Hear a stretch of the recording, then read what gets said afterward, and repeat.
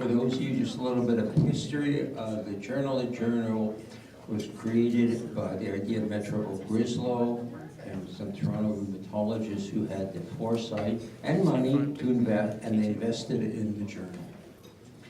From that, we grew, and as time changed, we realized that we were a single publication, maybe swallowed up by some big publication and lose our autonomy. So we approached the Canadian Rheumatology Association 10 years ago, who had the foresight to help us. And I just want to announce that today, this year, in October, they officially completely own the Journal. So I want to thank the Canadian Rheumatology Association. And they have allowed us to continue what we wanted, which is independence and keeping us in control completely of the running of the Journal. With that, I'm going to segue into the last thing I want to announce, and that is I want to thank Murray Urowitz, and this is very important because Murray was one of the founding people. Murray had the foresight to invest, to listen to his mentor, Metro Grislow, and invest in the Journal. And it's kind of apropos that the year, so Murray then came part of the Journal, was part of the board on the editorial committee. And if you can believe it, Murray's actually retiring from the board. So I'm in the committee, serving the editorial committee. And I really want to thank him for all the years, all the outstanding service he has given to the Journal. And really, as have the other people, but really I'm singing out Murray because he was there from the beginning. And really, he's the one remaining person from the very beginning. With that, I want to invite Carter Thorne up.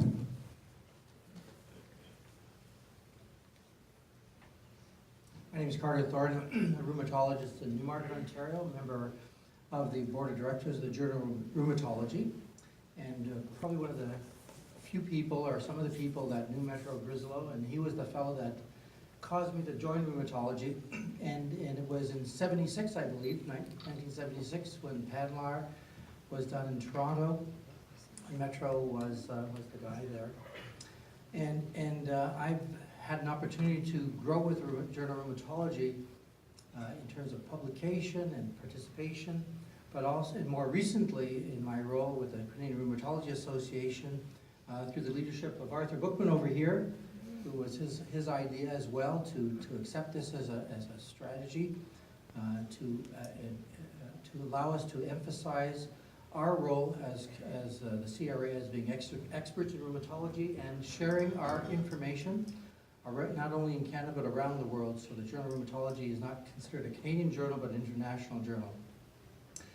As Earl stated, Murray and the group were instrumental in ensuring that this was a successful venture, and the CRA is pleased to be the owners and to ensure that this has continued to be a successful venture, and particularly because we continue to share that responsibility not only with our Canadian colleagues but actually with the world again. So thank you very much, and we'll ask Murray to come forward and accept this token of our recognition of his contribution to this particularly important journal. To Murray.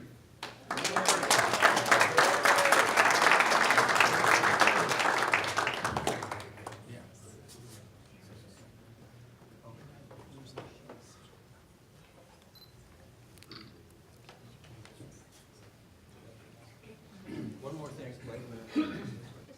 So just before I let Murray talk, he doesn't know there's one more thing coming. So this is really amazing because just for Murray, we actually changed the blue logo. We made a special gold logo. Just for Murray, we have a special, what this is not all the publications Murray has had, not only in the journal, let alone elsewhere, but just the best ones. I mean, otherwise, I couldn't lift it. So it's a great honor. I want to give this on behalf of the journal to Murray, and we hope he agrees that these are some of his best articles he's published.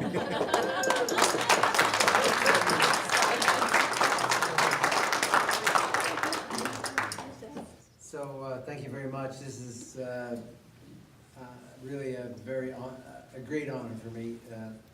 let me just set the record a little bit straight. I did not have the foresight to invest in the journal. My mentor, Metro Grislow, came into the office one morning and said, "Murray, do you have X number of dollars?" Which in today's dollars is significant. And I said, "No." He said, "We'll find it." And I said, "For what?"